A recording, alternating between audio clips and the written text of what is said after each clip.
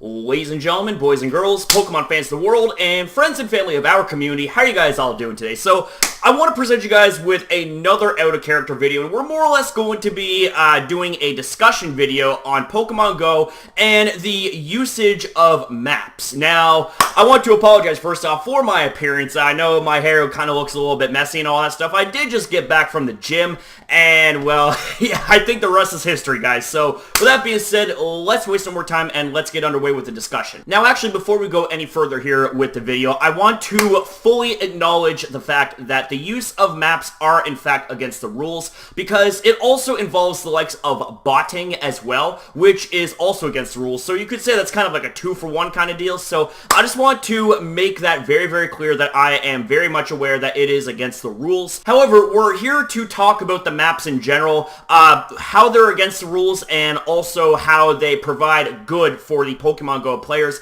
I kind of already talked about the negatives about the usage of maps, such as with the use of bots and all that stuff, which is, like I said, against terms of service and against the rules that Niantic has laid out for Pokemon Go players. However, with that being said, though, this kind of is reminiscent to what took place nearly 2 years ago when Pokemon Go was first released in the Americas. Now, here's the thing, ladies and gentlemen, is that if we remember back to the summer where it was released, we had what was a tracking system which was based on the 3 footprints that you've seen as to whether or not how close or how far away you were from any Pokemon in particular that you were in fact hunting for. And of course, when Niantic took out the tracking system from the game, that infuriated millions and millions of players, myself included. I was not happy. It's just like, well, how the hell am I going to be able to find Pokemon that are in the nearby list? I don't know where I'm going, you know, things like that. Now, to their credit, they did buff up the tracking system by a long shot, because instead of going by footprints, we actually end up seeing the Pokemon, and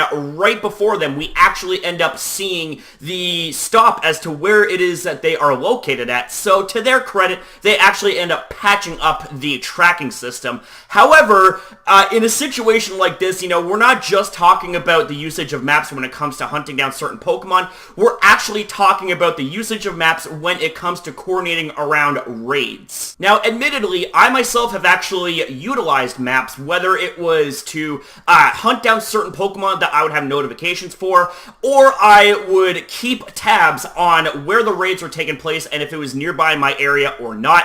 But the thing is, though, is that with all of that being said, the main reason why maps are being used is so that they can track down when the raids are going to be taking place and to go and coordinate from there and see if they can get in on the action when it comes to the raid battles. And the thing is that when it comes to raids in general, that's one of the biggest ways that Niantic milks us for money, is because without buying premium raid passes, we can only do 1 raid a day with our free raid pass. So how do you want to do more than one? Well, you end up buying, you end up investing money in the game by buying coins, and you use those coins to buy premium raid passes, so that way you can compete in multiple raid battles. Now, with all that being said, over the last 2 days, I've only been able to do 1 raid, and that was the raid that I had showcased in the last video, which was my Mewtwo raid. And the thing is that while I did say that the weather attributed a very small part to why I wasn't able to get out for raids,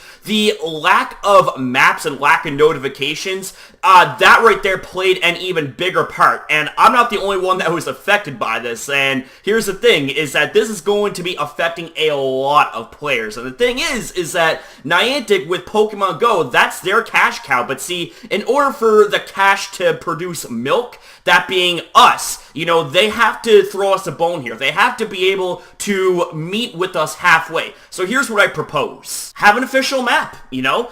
There's absolutely nothing wrong with having an official map as a way to communicate even further to your player base, to also show them that, you know, there's raids going on in nearby areas. And here's the thing, is that with the fact that now that the maps are down, that is going to seriously hinder communication as well. And here's the thing, is that there's also that meme going around 2 summers ago about how Pokemon know communication. And, well, here's the thing, is that, let's be real, Niantic, you guys haven't exactly been on the up and up with us when it comes to communication. So, my proposal to you guys would be, simply put, to have an official map. A map created by Niantic, or, you know, whoever decides to create the map that is partnered with Niantic. Create a map so that way it's a fair compromise for all players to say, hey, you want to be able to track down raids, you want to be able to track down Pokemon, well then use our official map. Now, of course, what I said might have come off as a little bit harsh, so I want to say that that's not my intent here in this video. It's not to come off harsh, so I want to apologize if, you know, that's the case and all that stuff. But it's also a fact, it's like, look, it's like, I'm not pulling any punches here. It's like, I'm not holding back,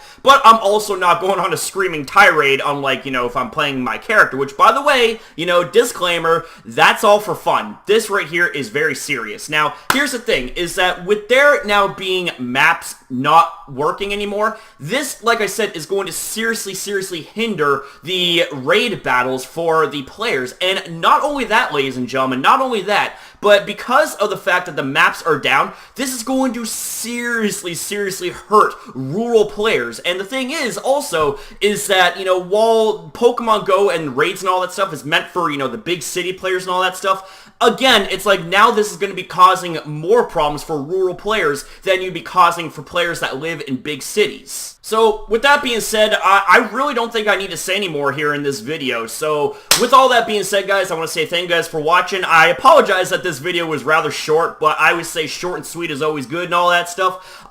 So, hopefully, if Niantic was to come across this, or, you know, if enough of us was to make enough of a noise about it, they would listen and hear us out, hopefully, and they would be able to do something to meet us halfway. I understand that, you know, like, usage of third-party softwares like maps and all that stuff, that is technically against terms of service. I understand that. But see, here's the thing, is that it's funny how we want to talk about being against terms of service and all this stuff, when the irony of all of this is that those that go against terms of service are what make Niantic the most money, because the thing is, also, is that, like I said, with the usage of maps was allowing us players to be able to do more raids, because we had better communication, we had better knowledge, and we were able to coordinate around each other's schedules whenever it came to raid battles. So now that that's no longer in effect, it's like, well, what do we do now? It's like, and you gotta ask yourself that there, Niantic, what are you guys gonna do about it? It's like, cause we can't be